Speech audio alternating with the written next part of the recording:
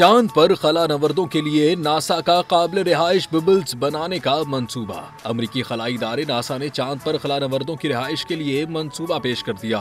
चांद पर खला नवर्द शीशे के बबल्स में रहेंगे जो कि चांद की मिट्टी से बनाए जाएंगे। रिपोर्ट के मुताबिक नासा एक तहकीक की माली आनत कर रहा है जिसका मकसद चांद पर बड़े बड़े काबिल रिहाइश गोले बनाना है। चांद की सरजमीन पर मौजूद मिट्टी के साथ चट्टान और मर्दन के जर्रात में मौजूद बारीक जिस्म को जमीन से चांद पर पहुंचने के बाद इकट्ठा किया जाएगा।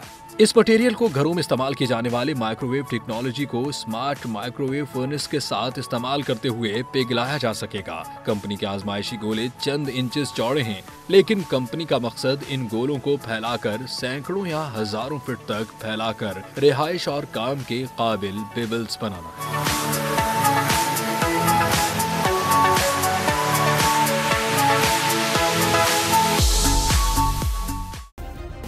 सब्सक्राइब करें और बेल दबाएं ताकि कोई खबर रह न जाए।